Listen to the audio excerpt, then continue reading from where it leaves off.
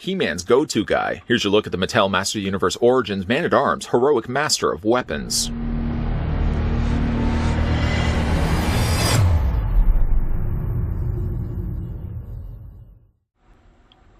Modernizing and celebrating the original 80s Master Universe action figures, Master Universe Origins gives you the power to pose Eternia's greatest warriors as retro-style figures or in new action-packed battle positions.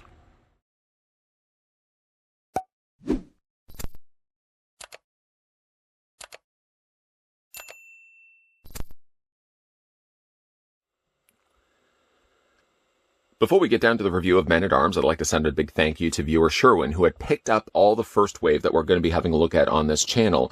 Sadly, as a Canuck, I was unable to find any of these at local places, and checking online also drew a big old goose egg. But luckily, he was able to find these over at Walmart.com. Sadly, Walmart.com, by the way, doesn't deliver to Canada. Fancy that. But he was able to order these and have these delivered to my doorstep, so thank you very much, Sherwin. If you'd like to check out Sherwin's photography, head on over to his Instagram account called Shell Pose. He does some fantastic photography using NECA figures, specifically some of the NECA turtle figures. I'm going to provide the link down below in the video description. Resuming with the rest of this review, we're going to take the tape measure right to the very top of Man-at-Arms' head, or in this case, his helmet, and we're going to stop it right there. According to the readouts, Man-at-Arms stands 5.9 inches in height. Now, I've currently got him with these straighter legs. You can crouch those legs down as well if you want the more retro pose of these. I'm going to switch that to centimeters, revealing that the figure stands just a little over 15 centimeters tall. For some size comparisons, we can bring in He-Man. He-Man does seem a little shorter by comparison, only it's because I've got him in that retro pose with the slightly bent knees. Clever, the fact that they actually marketed articulation as a feature on the figure. We also had a look at Skeletor. Skeletor, I've got the straighter legs currently going on him to kind of give you an idea of how the figures stack up, how they look with straighter legs, and how they look with more squatter legs, like He-Man has here. For the accessories that come included with Man-at-Arms, some of them are things that are going to be separate that you can put into his hand, while other things are things that are already on the figure. I'll leave it to you to guess what those things are. To come included with the figure as a standalone accessory, he comes included with his big giant ball mace. Mace in your face. The coloring of the molded plastic is really nice. I would describe this as probably like a Tang orange. Can't even remember the last time I've actually had a tall glass of Tang. But as you can see, there is no real paint that's been applied to it. It literally is just the molded plastic. It can fit into Man-at-Arms' hand, but it only fits into one of his hands. This flat hand, similar to He-Man's, is really, again, just a same mold carryover. And basically all the entire mold of Man-at-Arms is the exact same mold as what we get with He-Man. You'll see in a second. But really, it's only this hand right here that supports the mace. We'll just go ahead and clip that into his hand just like that. You can see he holds the mace perfectly fine in his hand. The other thing that you may not be able to clip onto the figure right now in this review is the fact that he does have all this body armor. The shoulder piece, let me just move his arm here. The shoulder piece, the arm piece, and the leg piece were all separate things that came along with the figure. So when you open up the figure and you take him out of the clamshell case, he's actually, the packaging, the baggie of all the accessories, including the mace, is right behind the figure. So don't forget to take those all out. All you really have to do with both the leg, the arm, and the shoulder is you're going to take this strap, going to feed it around the figure, and that's just going to hang on to that little clasp, that little ledge piece right there. Just like that. It's super easy. I mean, if you've done this at all with small, tiny little belts or anything that loops onto a figure, it's exactly the same way.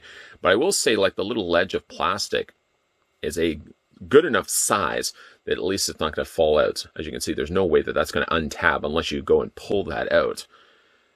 Does look good and certainly finishes off the look rather nicely of Man-at-Arms. The lower leg gets a little on the loose side. It depends on really how low you have that. If you have it a little bit higher up the leg, obviously it's going to be a little bit looser. You see, just loosey-goosey. It flops all over the place. So you want to make sure that, of course, you bring, there you go. You want to bring that as low as you possibly can. Just sort of sit it right above the fur trim of his boots. With that being said, let's go ahead and take the mace out of his hand. We'll put that to the side and get a closer look at Man-at-Arms. Now, obviously based more so on the retro toy line, although this one they did give the very large mustache. Maybe it's just the fact that he does have the mustache, but he does what I feel to be bear a striking resemblance to an older Burt Reynolds. I would say even if Burt Reynolds had still been around, maybe we could have even had him enlisted to play Man-at-Arms. Okay, we'll stop that discussion right there. Burt Reynolds would be no Man-at-Arms. But he definitely does have very much a Man-at-Arms kind of Burt Reynolds look to him. With a big giant hat. Yeah, it's a big giant hat. Found it in the back. The big giant helmet is what seems to be a separate piece. I mean, if you look at it from the side, in fact, all of the Man-at-Arms, all the Masters of the Universe Origins figures seem to be, of course, using just molded plastic. There's very little paint on them actually at all. So when it comes to the head sculpt, I think it's actually the helmet is a separate piece from the rest of the face. You can see like there's a little bit of a gap right there, a little seam line, where you'd almost imagine that the headpiece would have been added on as a separate appliance. I don't really know why they would have done that. Wouldn't it have just made more sense to mold the entire head and just go in there and paint it? They obviously have painted aspects of it. They painted the gold in, and it looks like they painted in the hair, and then literally they've just sandwiched on the back half of that.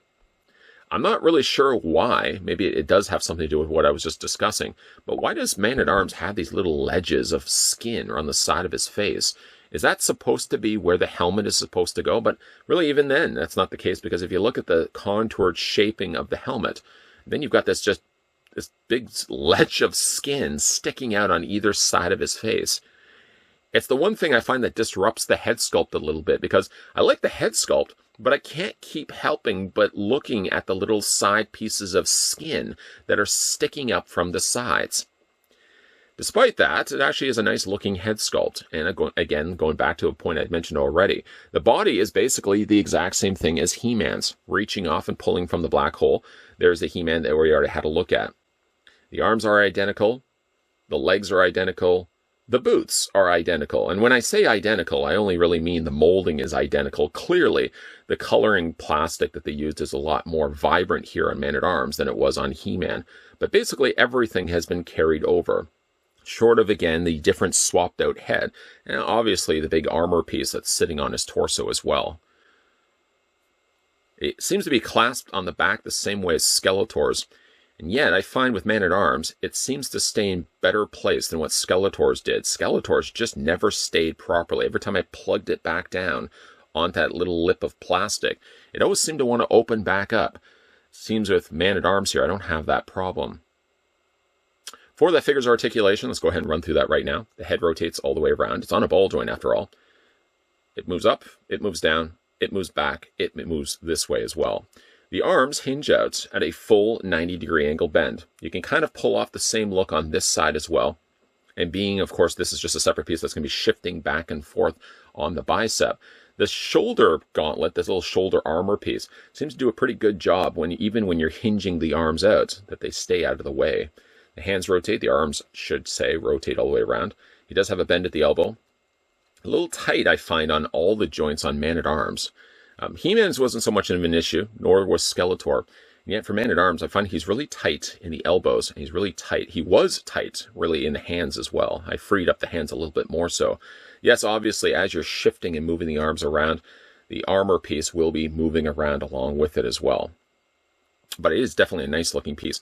I have to think for myself whether I actually had this arm piece in the wrong place. I almost felt like I should have flipped it around the other way, but I think that is correct, because of course you've got the little accordion section of the armor that matches up to the top piece of the shoulder. I almost feel like it should be flipped around the other way. Man-at-Arms' articulation for his waist swivels back and forth. That's all you're going to be getting. No ball joint going on right here. Legs split out. They go forward and back. He has a bend at the knee, so that bend allows the lower leg to rotate back and forth.